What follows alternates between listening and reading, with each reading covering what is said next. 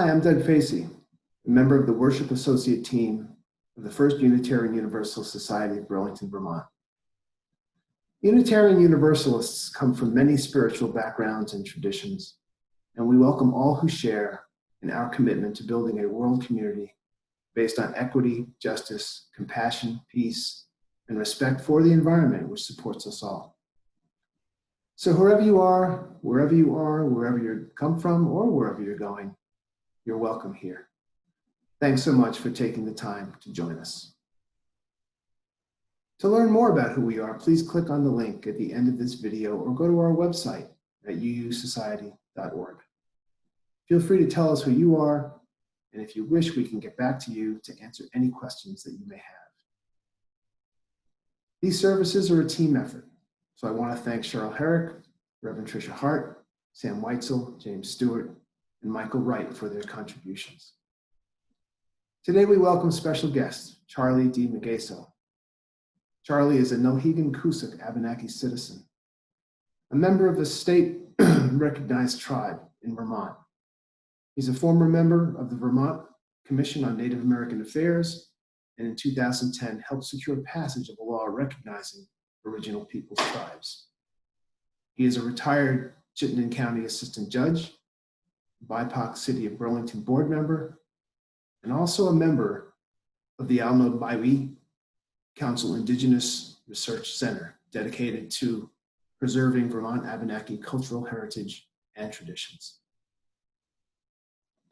Last winter, we at First UU began acknowledging that our meeting house is built on the unceded territory of the Western Abenaki people. This point is especially relevant this week as we recognize Indigenous Peoples Day, or as some prefer, Original Peoples Day. Here's some important history for context. The establishment of the United States is linked to the Doctrine of Discovery, a proclamation issued in the 1450s by Pope Nicholas V granting Portugal, which had been colonizing West Africa, the right to capture, subdue, and enslave the people of that region, who were identified as quote-unquote enemies of Christ, and take all of their possessions and their property. Spain received the same papal proclamation after Columbus's voyage, and other European nations followed soon thereafter. Land and natural resources translated to wealth and power, so they took it. The Doctrine of Discovery was considered as international law by first US Secretary of State Thomas Jefferson, and applied during the formation and expansion of the United States, and incorporated into US law by the Supreme Court in 1823 to justify the removal of indigenous peoples from their homelands. Attitudes of European Christian supremacy go far back in history and were reinterpreted as white supremacy in the US centuries later.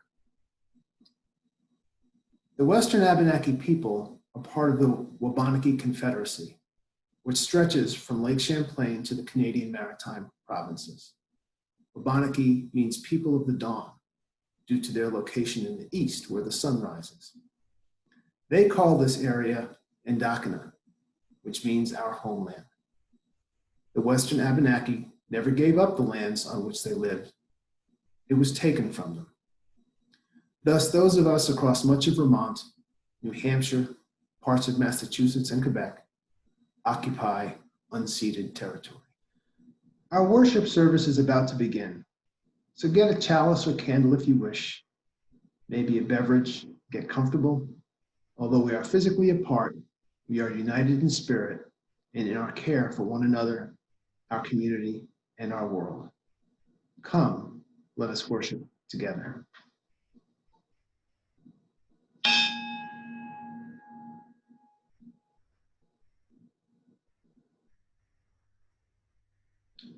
As I light the chalice, please join me in our chalice lighting words. We kindle this chalice flame to remind ourselves of the light of truth, the warmth of community, and the fire of commitment. We will now hear a brief traditional Abenaki welcoming song, followed by an Abenaki prayer to call us to worship.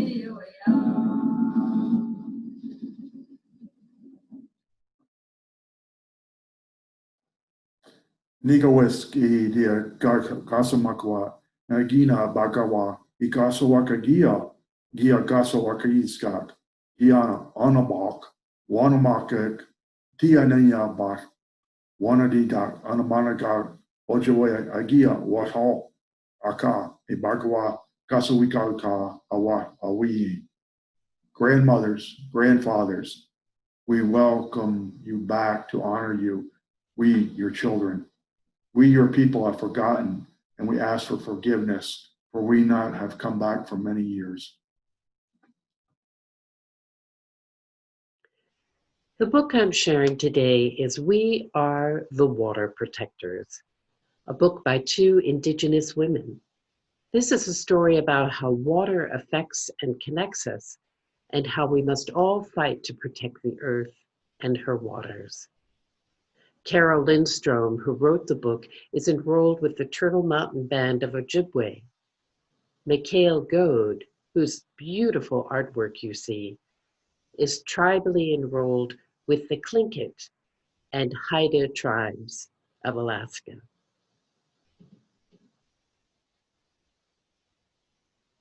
Water is the first medicine, Nokomis told me.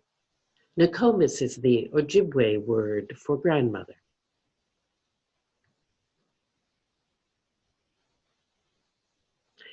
We come from water. It nourished us inside our mother's body as it nourishes us here on Mother Earth.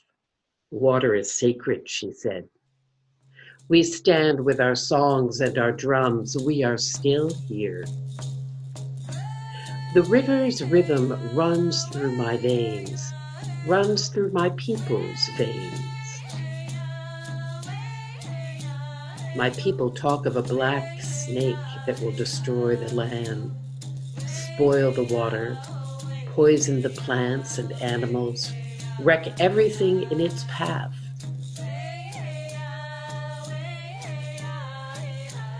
When my people spoke of the black snake, they foretold that it wouldn't come for many, many years. Now the black snake is here. Its venom burns the land, courses through the water, making it unfit to drink. Take courage. I must keep the black snake away from my village's water. I must rally my people together to stand for the water, to stand for the land, to stand as one against the black snake. We stand with our songs and our drums. We are still here. It will not be easy. We fight for those who cannot fight for themselves, the winged ones, the crawling ones, the four-legged, the two-legged, the plants, trees, rivers, and lakes. The earth, we are all related. Tears like waterfalls stream down, tracks down my face, down my people's faces. Water has its own spirit, Nokomis told me. Water is alive. Water remembers our ancestors who came before us, she said. We stand with our songs and our drums. We are still here. We are stewards of the earth. Our spirits have not been broken. We are water protectors. We stand.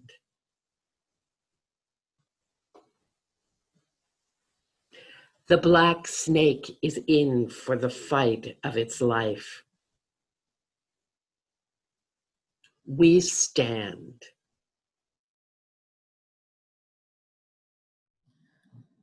Now, let us enter together into a time of reflection and meditation.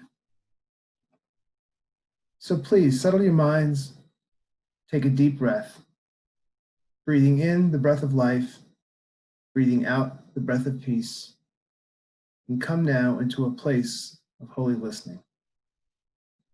As we enter the silence, let us hold in our hearts our own personal joys and sorrows, as well as those of our community, keeping in mind that the joys and sorrows of each of us are the joys and sorrows of all of us, reminding us of our shared humanity.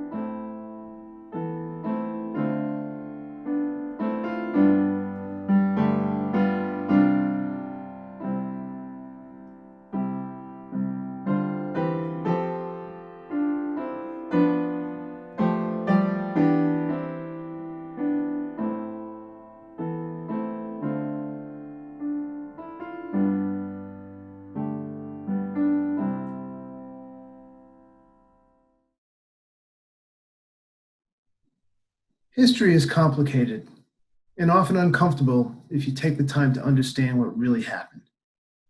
But understanding our history is critical in recognizing the role that the underlying assumptions of white supremacy have played in creating our current society.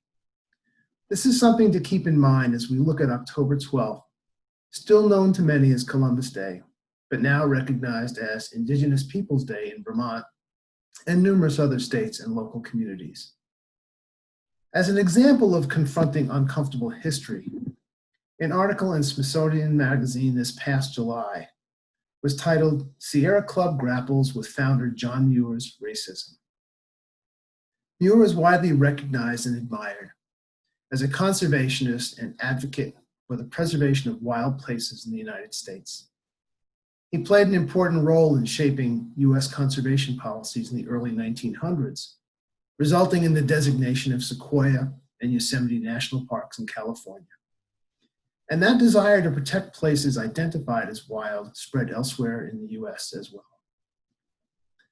The article points out that in the resurgence of the Black Lives Matter movement in the wake of the killing of George Floyd, and the outcry to remove Confederate statues and monuments honoring those who fought to sustain the oppression of Black people, Sierra Club Executive Director Michael Brune wrote on the group's website, "It's time to take down some of our own monuments, starting with some truth-telling about the Sierra Club's early history.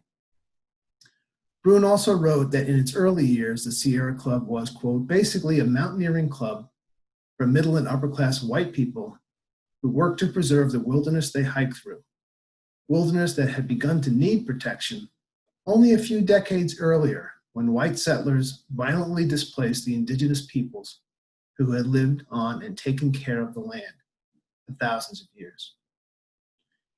John Muir, like many of European descent in that period, and some still today, believed in an inherent superiority of white European people. And although the wilderness that Muir came to love so much had been occupied and cared for by original peoples for generations, he advocated designating wilderness areas that would exclude these people from those lands and whose language, culture, and identity were tied to those places. I enjoy visiting national parks, and I support maintaining wild places. But this more complete knowledge of history puts the designation of those spaces in a different light. History is complicated and sometimes uncomfortable. That same Smithsonian article also mentions founding members of the Sierra Club who were strongly involved in the emergence of what became the eugenics movement in the United States.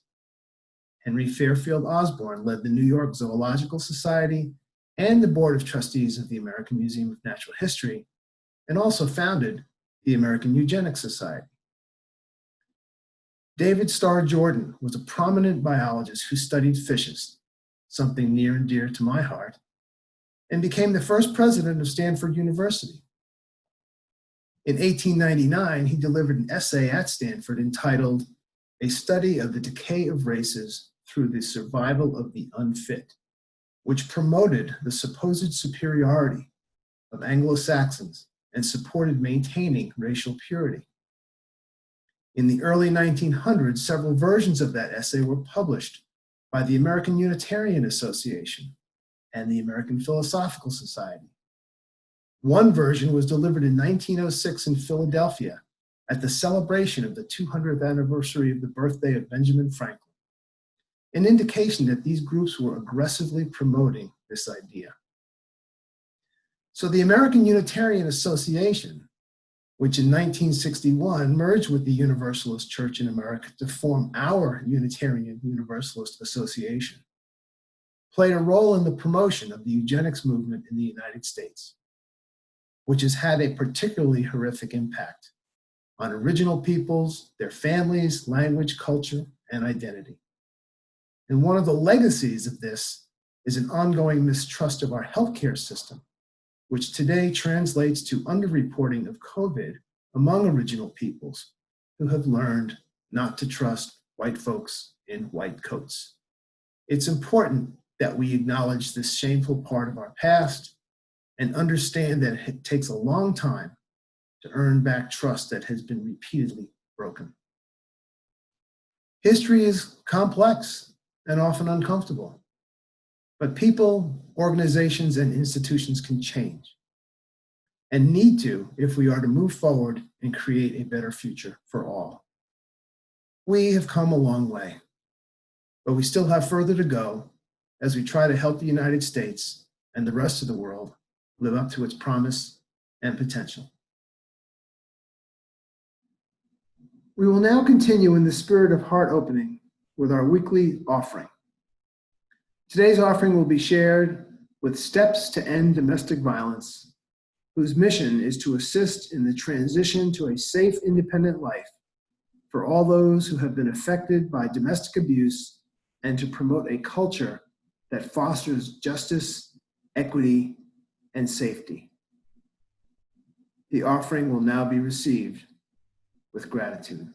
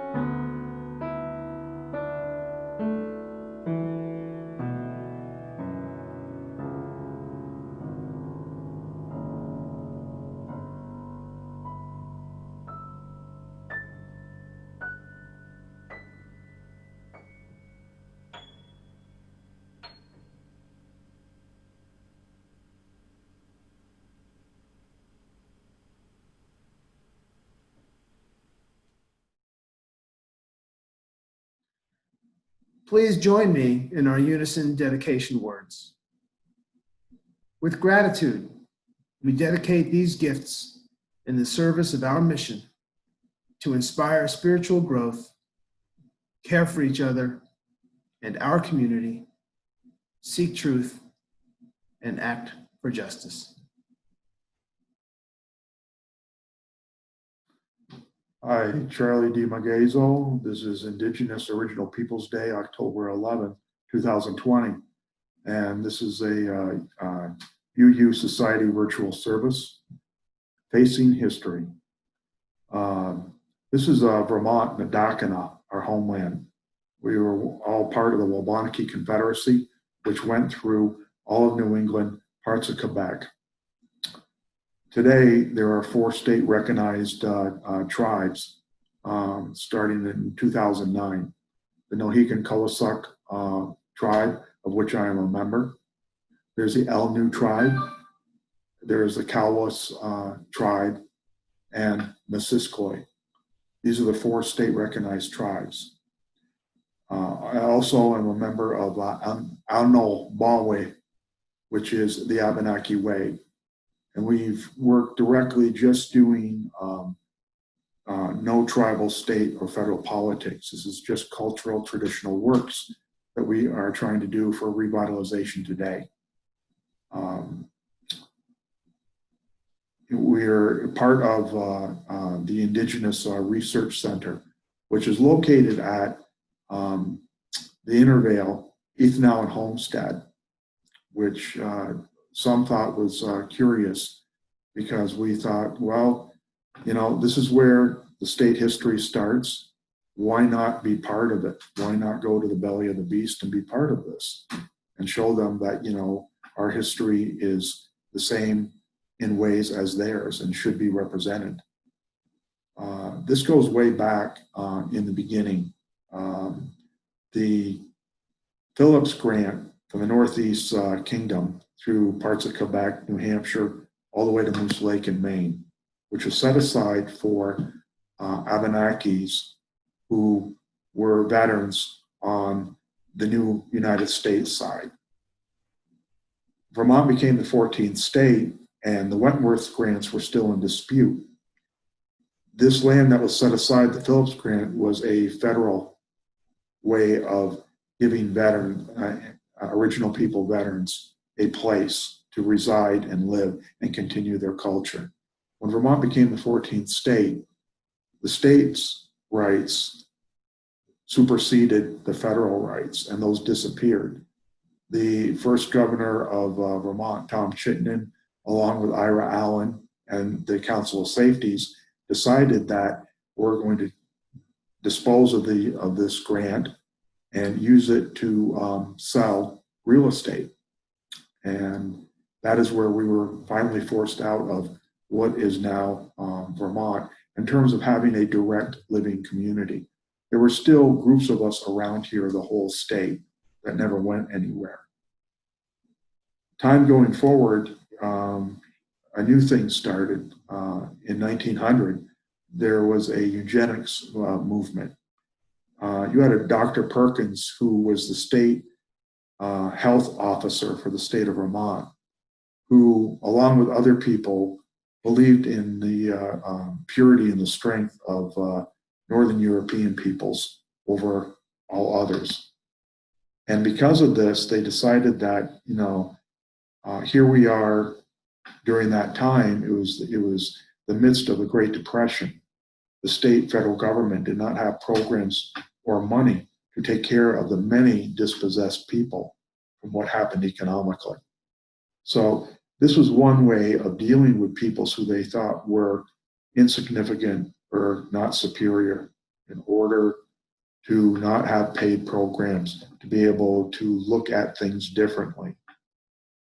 And many people who were considered different were sterilized. That included Abenaki, it included Italian people, it included French people, it included other peoples who were considered different than this Northern European ideal. how did we survive? We decided that, for many of us on the family unit levels, we decided that, we need to continue, we're not going to leave. We need to continue to stay where we are. We have families to raise. We have either small businesses or farming to do. So what do? We hid in plain sight. That was our answer to this. Many of us, took on European names in order to survive, in order to continue who we are, but in a hidden way. So many traditions and many things were passed on the family unit, but were not passed on in terms of a greater community in order to survive. Many examples were given through time.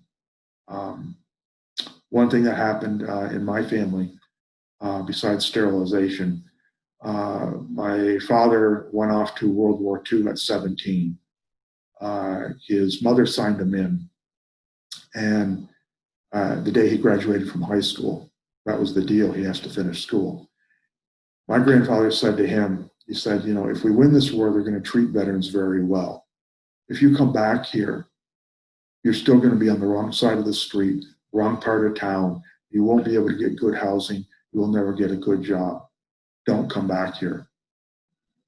This started that type of migration between peoples when they came back.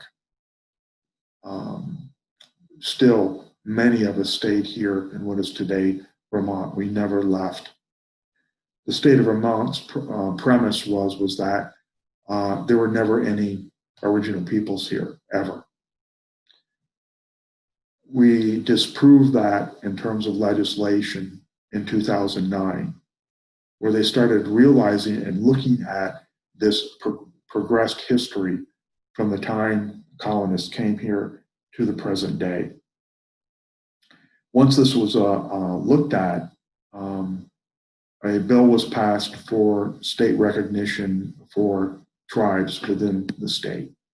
And the 4 tribes have been recognized since 2010. It allows us, under this law, to continue our culture, our traditions, our ceremonies, our language, of which I do want to mention, Middlebury College just recently had our first Abenaki language course, which we are grateful for, which is a way that institutions can start giving back in terms of revitalization or strengthening of the original peoples and culture that has always been here.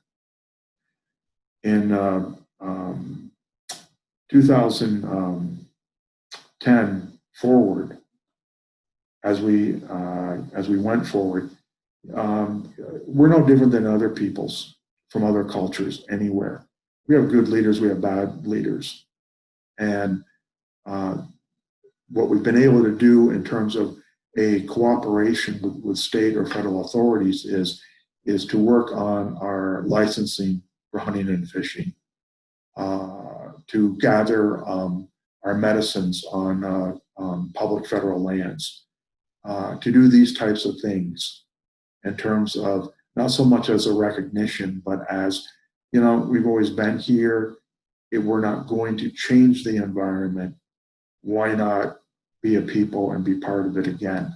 And these small things that have gone on have been helpful, have put us in a positive light, at least with state and federal authorities, and we're grateful for that. We're grateful to be able to find our feet and find a way again, especially with a greater community. This is where we are today. We're not going to change these facts. We have to find ways of working with them. The problem from the onset of this law, which allowed us to garner our culture again, it does not allow us to use our family Abenaki names as legal names. It does not allow a Abenaki or an Abenaki person who lives and resides in the state of Vermont to have recourse in a state court to ask for community land back. So it is a right that we do not have that regular citizens of the state of Vermont and U.S. citizens do have. So as we go forward, this is more of an issue that I see that our children, grandchildren are going to be working on, hopefully in positive ways with the state and federal authorities as time goes on. It is not an us versus them issue anymore. It's about cultural survival. It's about a people who are reemerging, being proud of who they are and trying to find our footing to be incorporated with society around us, to be able to move forward in a positive fashion. Through the years, especially the last 30 years in this country, African-American people have had civil rights movements. Original peoples have never had a civil rights movement.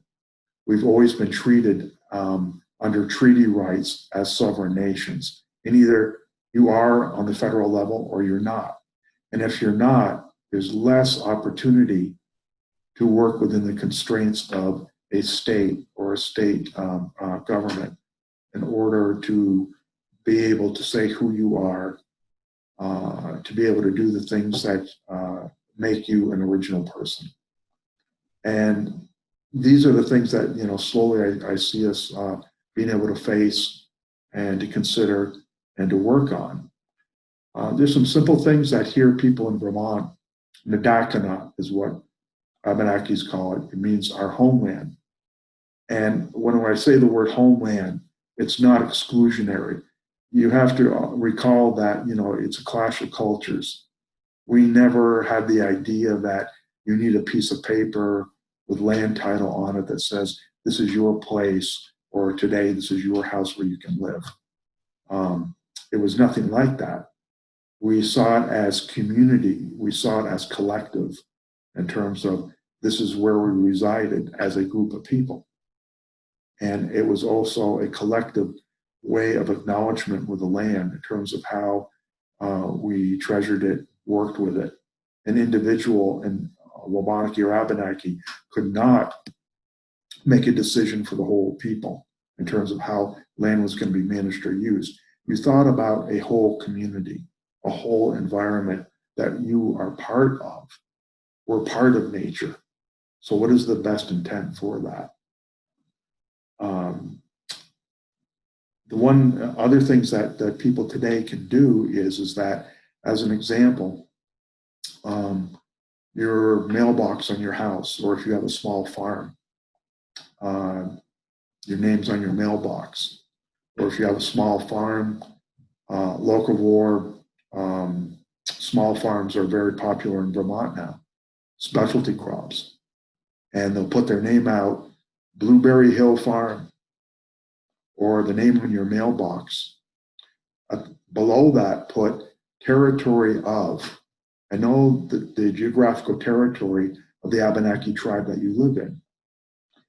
I live in Burlington, Vermont. You can call this area Wanuskok, which meant the people who lived along the Onion River. Put that under your mailbox name, below your farm name in this area. Take the time to do the research and talk to other people about what territory am I in? Who do I relate to? The other things that can be done is that the 4 recognized tribes have websites. Find out, once again, the names that I had given of these tribes. Contact them directly in terms of the territory that you live in. Ask them yourselves, what can we do to help you culturally? Is it something that we need to participate in, or other? Ask the leaders. Ask them directly. The other things that can be done is that the Aonabawe organization that I'm in that does the cultural, traditional work that includes ceremonies and other things that we're doing research on and that we're doing ourselves for ourselves first. People can become Abenaki, which means friends of this group who are not original people. Other people, we're a nonprofit. You can send a donation of kind if you desire to do that. We're at the Ethan Allen Homestead, Burlington, Vermont, 05408. The other things that can be done is that people who live here in Vermont, you can have that conversation with your representatives in the legislature and the Senate and ask them about, what is this lack of authority that Abenakis have, so that they cannot have a community of people living with each other again, to have a vibrant culture instead of, a group here, a group there, and the rest of this. There are ways of doing that, just to have that conversation of a way of planning and going forward. There's still places in Vermont that are unincorporated towns. We're not looking to take something from hardworking people today that have to support a government in order to give all these needs out to everyone. We're not looking for ways to interfere with these things. We're looking for our place in it. If that would be considered, to be done with all this. The other parts of it is that, alike today, the Black Lives Movement, there's much change that's being considered across all of society, town, state, federal level, because of what has happened nationally. What I'm reminding people of is that this inference is not just about making police changes in the way police oversee their communities. It's not just federal, state, city boards that are given grant money to minority boards because the greater government cannot endorse minority situations. They have a bad track record of that.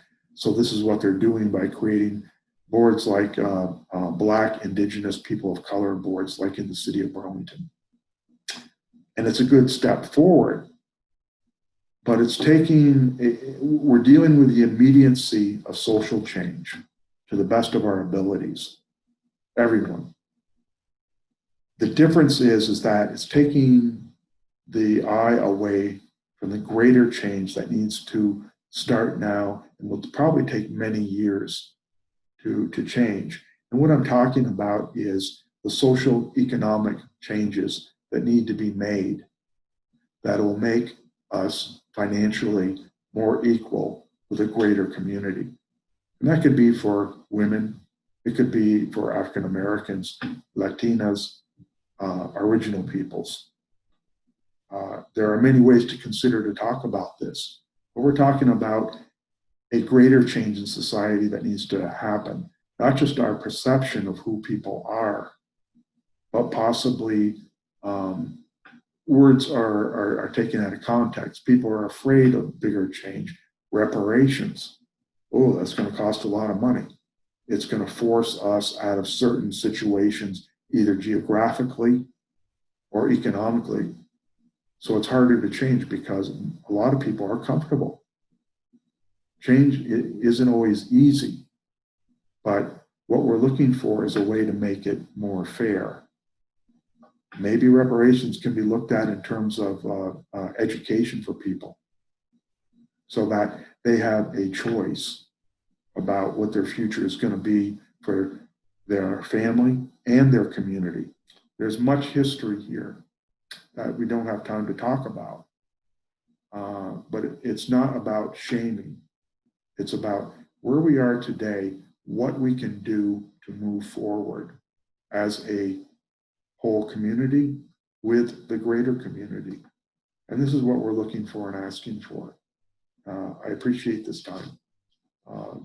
A whole.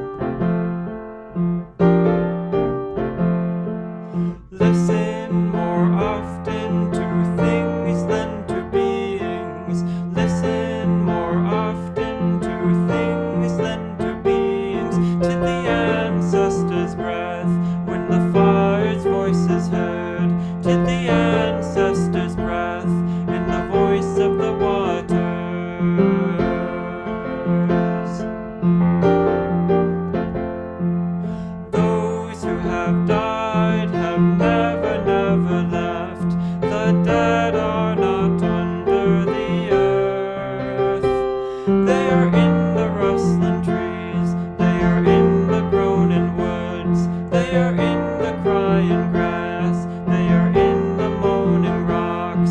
The dead are not under the earth. So listen more often to things than to beings. Listen more often to things than to beings. To the ancestors' breath when the fire's voice is heard. To the ancestors' breath in the voice of the waters.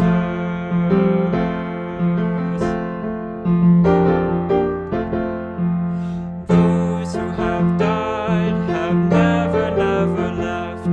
The dead have a pact with the living. They are in the woman's breast, they are in the wailing child. They are with us in our homes, they are with us in this crowd. The dead have a pact with the living. So listen more often to things than to beings. Listen more often to things than to beings. To the ancestors' breath when the fire's voice is heard. To the ancestors' breath in the voice of the waters.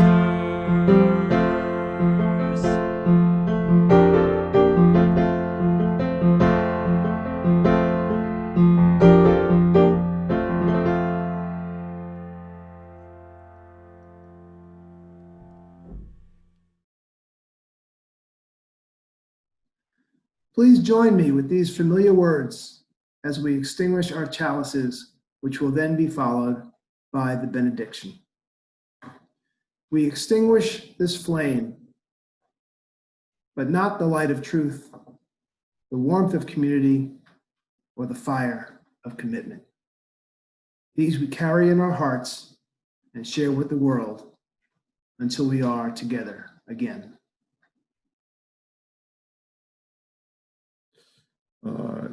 This is a tobacco pouch. The symbol on it is for the four directions.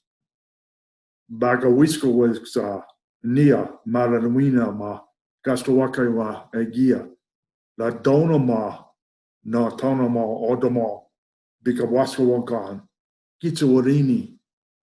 Ancestors, we remember and honor you. If you would please accept this tobacco offering, we thank you very much.